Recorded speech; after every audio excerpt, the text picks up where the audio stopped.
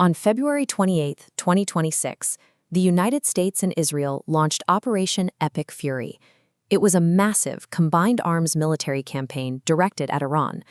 The scale of the initial assault was staggering.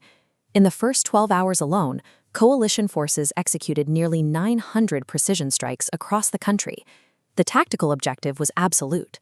Planners intended to decapitate Iran's highest levels of leadership and physically obliterate its nuclear and ballistic missile infrastructure.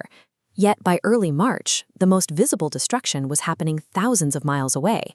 Asian equity markets entered a freefall, and global shipping lanes ground to a sudden halt.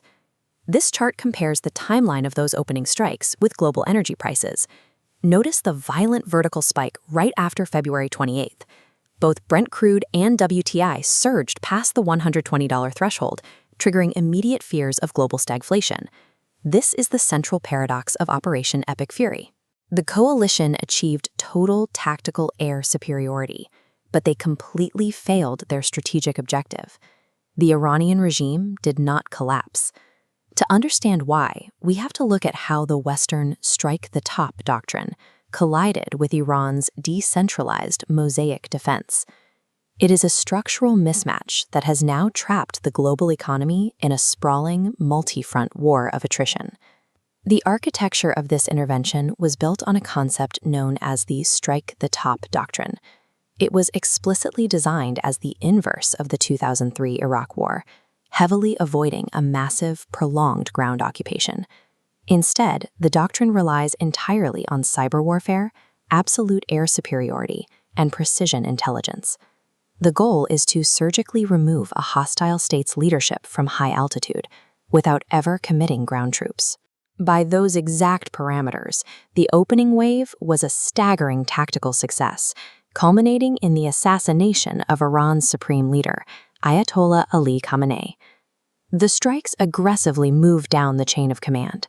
The coalition eliminated top commanders of the IRGC, the Islamic Revolutionary Guard Corps, which acts as Iran's dominant military and security force. They killed the defense minister and physically destroyed the Assembly of Experts office in the holy city of Qom. Western planners chose these targets based on a specific assumption. They calculated that destroying the institutional mechanisms of constitutional succession would leave the state entirely paralyzed. The expectation was that a leaderless, paralyzed government would then be easily overthrown by a massive civilian uprising, fueled by the deep economic protests that had ravaged Iran throughout 2025. That didn't happen. The strike-the-top doctrine failed because it misread the anatomy of authoritarian power in Tehran. Planners assumed the true power structure of the country matched the formal, visible hierarchy. They were wrong.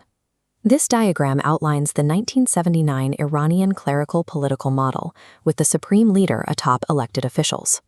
After the strikes, instead of fracturing, the regime consolidated control.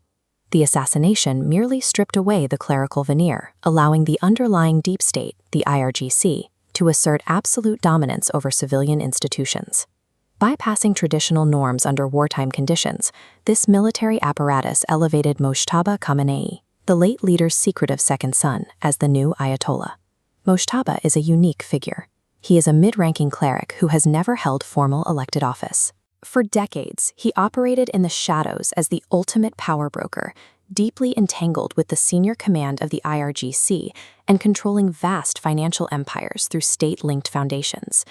By instituting a dynastic succession from father to son, the security apparatus sidelined reformist politicians and the traditional civilian government, rendering them entirely powerless. The complex hybrid republic established in 1979 is gone. It has been replaced by what geopolitical analysts now call IRGCistan, a highly militarized state, unified and radicalized by an existential threat. With its new leadership secured, the Iranian military activated its pre-planned counter-strategy, a doctrine known as decentralized Mosaic Defense. The logic of Mosaic Defense is built for survival. It grants high levels of operational autonomy to regional IRGC commanders. This ensures that provincial units can continue fighting even if the central command and control in Tehran is vaporized by airstrikes. These autonomous nodes recognized they could not defeat Western air power symmetrically. Instead, they instantly shifted the geography of the war, initiating a massive campaign of asymmetric attrition. The target list expanded rapidly. Independent cells fired ballistic missiles and attack drones at United States military bases across Bahrain, Qatar, and Kuwait, while activating Hezbollah proxy forces in Lebanon to strike Israel. But the most devastating implementation of this doctrine was the economic weaponization of the Strait of Hormuz. Iran's conventional navy was mostly destroyed in the opening salvos, yet they successfully implemented a de facto blockade using non-kinetic means. They deployed fast attack craft and severely spoofed GPS and AIS, the automatic identification system used to track commercial vessels. These threats forced insurers to withdraw their coverage, freezing maritime traffic overnight. Mosaic Defense effectively neutralized a multi-trillion-dollar Western military advantage. By choking off 20% of the world's petroleum supply, Iran imposed an unbearable, immediate macroeconomic cost on the rest of the planet. Going into this conflict, Western analysts warned of an emerging axis of upheaval, a powerful strategic convergence between Russia, China, and Iran.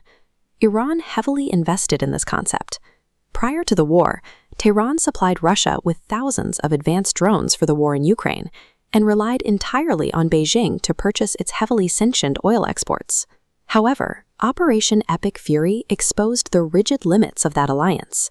When the Iranian state faced an existential onslaught, neither Russia nor China militarily intervened to defend Tehran. China's inaction was highly calculated. Anticipating instability, Beijing had quietly built up 104 days of strategic petroleum reserves. More importantly, an American military entanglement in the Gulf means vital U.S. naval assets and munitions are diverted away from the Indo-Pacific and Taiwan. Russia reacted with similar opportunism. Moscow provided satellite intelligence to Tehran, but carefully avoided direct military entanglement. Ultimately, the crisis is a strategic windfall for Vladimir Putin. Spiking global prices to $120 a barrel finances Russia's war economy, softening Western sanctions. The axis of upheaval is not a mutual defense pact. It is a highly transactional arrangement. Beijing and Moscow are perfectly willing to let Iran act as an attritional sponge, absorbing Western resources while they reap the secondary benefits.